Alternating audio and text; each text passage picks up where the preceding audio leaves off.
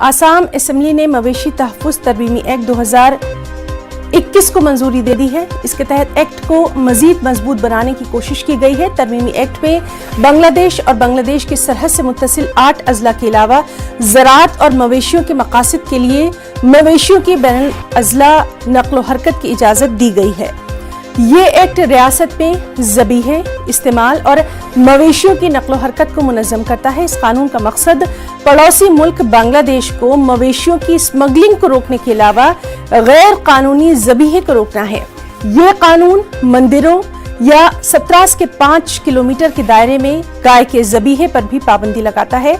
तरमीम में ये शिक है कि अदालत की इजाजत से मवेशी ले जाने वाली जब्त की गई गाड़ियों और कश्तियों की नीलामी की जाएगी। ख्याल रहे कि आसाम असेंबली का खुसूसी इजलास चल रहा है। हमारे साथ मौजूद हैं इस वक्त हमारे साथ आसाम से हमारे साथी राजू बरुआ। राजू, आपसे जानना चाहेंगे, जिस तरह से असेंबली में एक खास एक्ट लाया गया है, क्या कुछ उसकी डिटेल्स?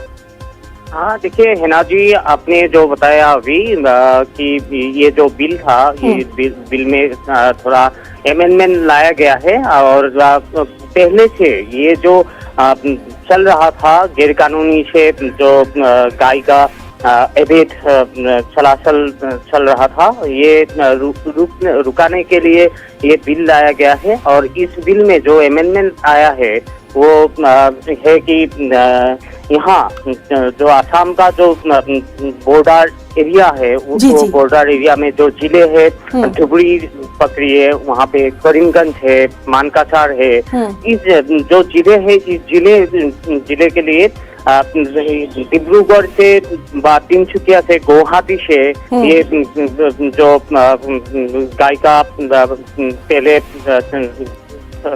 चलाचल था वो नहीं कर सकेगा अभी। लेकिन जो आन जिले है, आन जिले है, उस जिले में ये कर सकता है। लेकिन वो जो सीमा के जो जिले है, उस सीमा के जिले तक ये गाय नहीं ले जा सकते हैं। राजू, आपसे ये भी जानना चाहेंगे, क्या अपोजिशन ने इसके लिए कुछ इसका अपोज किया था?